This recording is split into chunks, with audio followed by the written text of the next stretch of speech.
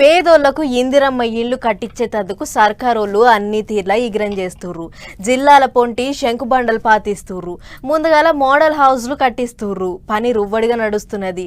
అయితే మరిగా ఇప్పటికే పాత సర్కారోళ్ళు కట్టిన డబుల్ బెడ్రూమ్ ఇళ్ల సంగతి ఏంది, వాటిని ఏం చేస్తారు, వాటిని ఎవరికి ఇస్తారు అని ఇప్పుడు చాలా మందికి అనుమానం చుట్టుకున్నది. మరిగా ఎవరికి ఇస్తారు, ఏం చేస్తారు అనేది చూద్దాం పారి. కొత్త సర్కారోళ్ళు ఇందిరమ్మ ఇండ్లు కట్టిస్తామంటుంటే పాత సర్కారోళ్ళు అప్పట్లో అంతరాల మీద అంతరాలతోని డబుల్ బెడ్రూమ్ ఇండ్లు కట్టించిండ్రు. అట్లా 2,30,000 ఎక్కువనే ఇండ్లు కట్టిండ్రు. అందులో 1,36,000 మందికి ఎక్కువనే పట్టాలు పంచిండ్రు.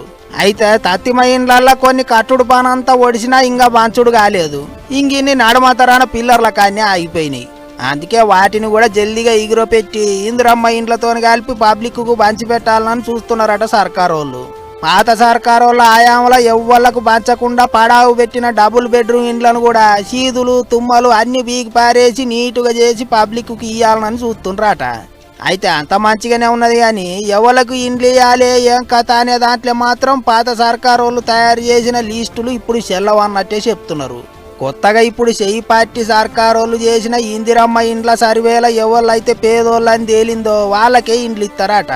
పాత లిస్టుల పేరుండే ఇప్పుడు కొత్త లిస్టుల పేర్లు లేవు అంటే మరి ఏమవుతుందో ఏమో చూసుకుంటూ పోవాలి. ఇప్పటికే పాత సర్కారోళ్ళు ఉన్నప్పుడు లిస్టులల్లో పేర్లు వచ్చినా ఇండ్లు ఇస్తలేరని చాలా జాగాల్లో పబ్లిక్ లొల్లులు చేసిండ్రు.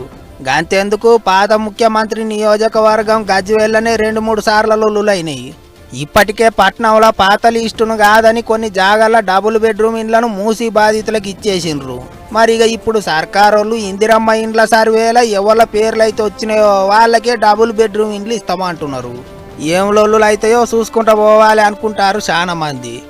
ఏం చేసినా నిజమైన పేదోళ్ళకే ఇండ్లు అందాలి అని కోరుకుంటారు అందరూ.